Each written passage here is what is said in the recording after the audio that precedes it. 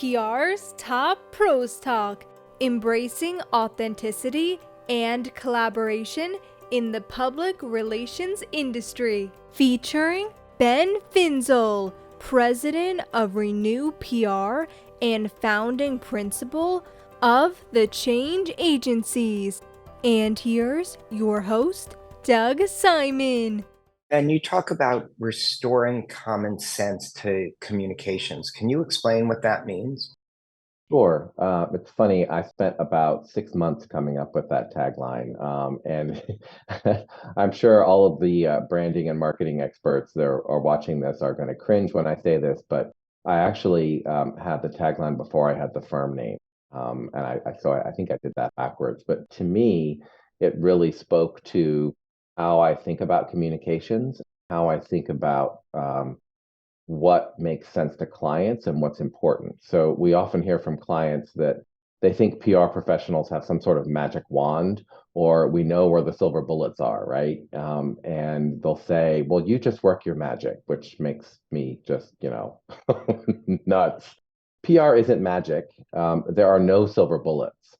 PR is work and relationships and clarity and relevance. And what we do is common sense. So reminding clients of that and really thinking, for example, with media relations, thinking about how what your best instincts are and what your gut instincts are often right, just sort of reinforcing that being smart, being clear, being simple is often best, and just letting folks know that's okay, that what you think of as common sense actually is, and it's actually going to be appropriate in a given situation, is sometimes deceptively simple. And one of the things that we can do with clients that really helps them understand how best to communicate about what they're doing or what they're trying to get across. Where do you think people may be sort of going off track, maybe overcomplicating things to make it more challenging? Sometimes with assuming, again, that there is some magic potion that PR professionals have that clients don't know. And if they just hire us, we will either use that magic potion ourselves, or we'll show them what the secret is, and then they'll be able to, magically communicate better. And so first, it's about saying, no, there isn't one. And then secondly, it's about how do you make what is challenging and complex simple and easier to understand? So how do you make an issue or a topic clear for others? So for us, it's about being truthful, it's about being clear, it's about being engaging, and it's about being collaborative. Those are really kind of four principles that we look at. The first thought you have is the best, but then you think you have to overcomplicate it by writing 19 drafts of an op-ed, for example. Sometimes the first thought is the best, and sometimes what seems to you to make the most sense, but you figure, oh, that couldn't possibly be the case. Sometimes that is the best answer. So just giving folks the confidence of knowing that you understand your business, you understand how best to communicate about it. Let's go there. Based on this, I think I'm changing our tagline to our secret sauce is common sense, because don't we all need a secret sauce? Now, you're able to incorporate that in your clients who work in the energy, environment, equity, communications. What does that look like from a practical manner so maybe others can start approaching things the same way? So much of my experience is in energy environment policy, given my work on Capitol Hill, in the Clinton administration, with the Department of Energy, and in 5 PR agencies before I started RENEWPR. I have to say that, and I think, wow, was it really 5? And it really was, because I guess I'm old. So when I started the firm, I focused on what I know best and what others know me for, and frankly, that's energy environment communications.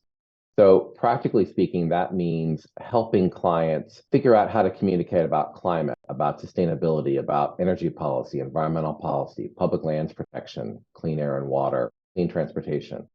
And over time, we've seen the energy environment communities and industries and organizations really start to focus on the role of equity in terms of pollution, right? Where is pollution the worst and what communities are most affected? Where are we siting facilities? What staff are we hiring? Who are the people that we're putting out front in terms of talking to communities, engaging with communities? So it just made sense for me as a gay man with years of experience in engaging diverse communities and working with others and collaborating with others to engage diverse communities, to add equity as the third stool, kind of, third leg of the stool, I should say, to our focus. So really those three things really go together in terms of the issues and challenges clients are facing as they try to communicate about one or more of these topics. Kudos to you for doing more than putting lip service into these equity issues, which is a natural segue to you're one of the founding members of the change agencies. Can you talk about that and what's involved and what's coming out from that project, if you will? One of the things I did as an outgrowth of some of the work I've done on LGBTQ engagement and communications is collaborate with a partner who I met through PRSA's Counselors Academy. Shout out to that. Her name is Latricia Woods, and she is the president of Mahogany Zan Communications in Phoenix. And we were talking about collaborating and doing some African American and LGBT engagement. And I thought, well, gee, why are we just limiting ourselves to that? Why don't we go join one of these national networks and get broader expertise and be able to work with Hispanic agency owners and Native American and Asian American and other gay and Black firms as well? That would be great. And I couldn't find a network. So I thought, why don't we just make our own? So I called her up one day and pitched the idea, and I'm not sure she let me finish the sentence. I think she was sort of all in right away. So what we are is the national network of multicultural and LGBTQ owned and operated PR agencies. We're all independent, boutique, and small agencies, and we're in almost a dozen markets across the country from coast to coast. So what we do is provide an authentic alternative to communicating across cultures.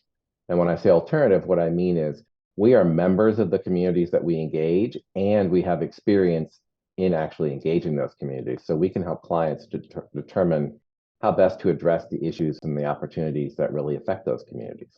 Clearly, sort of the lived experience is a huge advantage and needs to be part of these decisions by organizations on who to partner with. Is it possible for people who maybe don't have a specific niche lived experience to still have sensitivity and be able to provide guidance, even if it crosses from what their individual identity might be? And how can they go about it?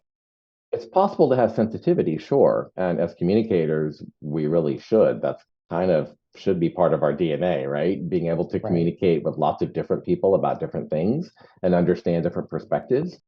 The difference comes in when you really think about the authenticity piece, right? So I don't understand what it's like to be an African American person in this country because I have not lived that experience.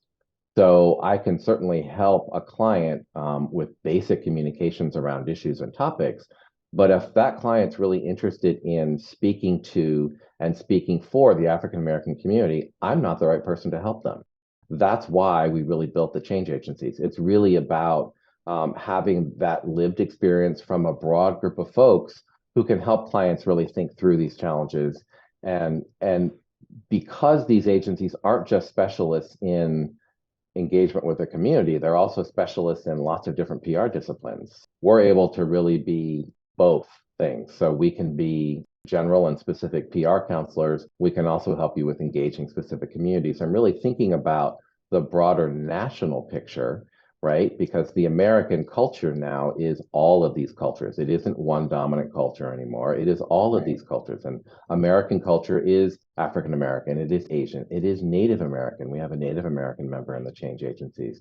It is LGBT, it is all the other ethnicities and communities and backgrounds as well. So really being able to help clients understand how to tap into that and how to speak to and engage with those communities is what makes us different. Authenticity is so important. We see it even when we do our TV station surveys. They prefer to speak to someone with an organization rather than a third party expert overwhelmingly, and talk about how much more authentic that is. What are some other tips and advice pieces that you might have to help foster that authenticity? For us, authenticity looks real because it is. It's focused on what matters to diverse communities instead of what others think is important, right? So it's that understanding of what actually is important, and not what folks might assume. It's built on substance rather than smoke and mirrors. It's designed to reflect what different communities need by respecting who they are, projecting how they are part of the national conversation, and not as others, but as us, right? And really thinking about all of these communities as us. And I think sometimes the challenge can be, even for the most well-meaning communicators, to talk about another community as other, as you. And it may come from a place of respect and trying not to um, speak for folks you can't speak for, but it can also come across as othering. And it can come across as sort of putting other people in a box and not the dominant culture. So all of these communities together comprise us, and we are all in this together. And if you approach it from that perspective and then add in that respect piece and that really wanting to engage other people and wanting to have other voices in the conversation, that gets to the point you were just making about all the challenges we still have. There's a lot of them. And I think we have a challenge as an industry that, despite all the jokes about, oh my goodness, there's so many women in PR, right? Or there's so many gay people in PR, right? It's still very much a straight male, white male dominated industry. For all of the great examples of women and people of color leading agencies or LGBT people leading agencies, there's a lot more where we're just not there yet. And the industry does not reflect the country the way it really is. And the problem with that is we've got to be able to communicate to the whole country. And if we don't understand and we don't represent the whole country, we're not really accurately doing that. And that's a real challenge. And that's something that we have to tackle. And PRSA is working on that. And a lot of the different independent PR groups are working on that. We got to keep going and we can't let up. Yeah, and I think what's really great about the approach you're talking about is it seems to recognize the diversity within different communities and highlight that as a strength, as opposed to putting people in the box, as you said, that, oh, everyone who is this means that they're automatically that, because that's not true as well. Any final thoughts you'd like to leave the audience with? It's really been an important discussion that we've been having. If you're thinking about these topics and you're thinking about the change agencies and what is it that you actually do, I would say we help clients determine what they need to do internally before going out publicly, and then what they can do legitimately publicly that will be appropriate to a situation and not pandering or offensive. So for us, it's really about strategies, messaging, outreach, follow-up. And as with all things in PR, it's as much about listening as it is about talking. Thanks so much for participating in the show. You gave people a lot of good stuff to listen to and take to heart. You're welcome. Thank you. And I'd encourage folks to go to renewpr.com or thechangeagencies.com to learn more.